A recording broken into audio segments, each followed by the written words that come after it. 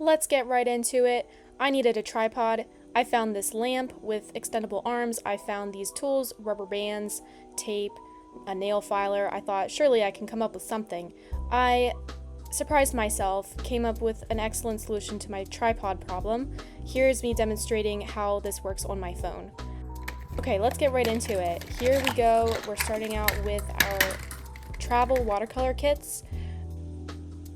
I just bought this one recently and I hadn't opened all of the paints, so I quickly recorded myself opening each one, and then I had to speed up the time probably 6 times to make it flow properly with the rest of the video. I'm usually pretty content using just 3 or 4 colors from my palette, so I often leave my paints unused until I actually need them. Here I took a quick snack break. I wanted to eat one of these clementines in my fridge before it went bad. Alright, starting off strong, I've got my fine tip paintbrush. This is the only one I have in my travel kit. I completed this drawing when I was visiting my family in Fort Myers.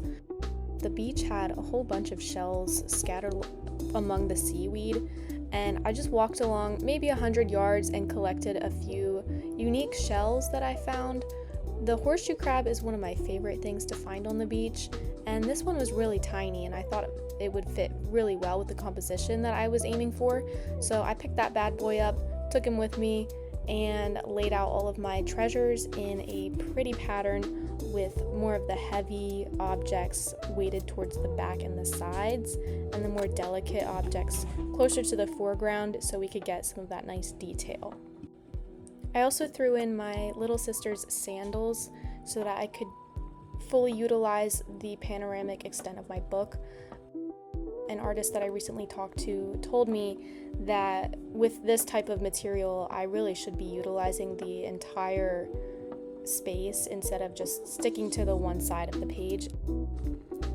Besides working on the beautiful color on these sandals, I really enjoyed the process of finding the right colors to create a nice shadow underneath this sandal strap. And I found that if I use more blue with the undertones, it gives it more of a shadow effect. And the first time I didn't quite get that right, but I did try to correct it, and next time I will definitely be using more blue tones in my shadows. You can see I kind of made this correction when I did the shadow on the sandal strap. The pink sandal becomes more of a purple color when I add the shadow to give it more dimension on the strap. I created this sketch from inspiration I got while on a family vacation in Fort Myers Beach, Florida. Estero Island had experienced devastating hurricanes just a few years ago, and it's been really inspiring to see the island come back to life as new homes have been built in place of the ones that were destroyed.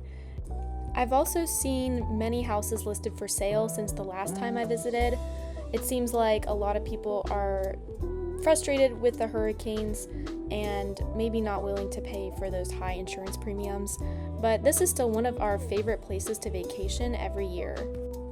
It's a great place to watch dolphins, manatees, and collect beautiful seashells and sand dollars. Highly recommend. Thanks for watching!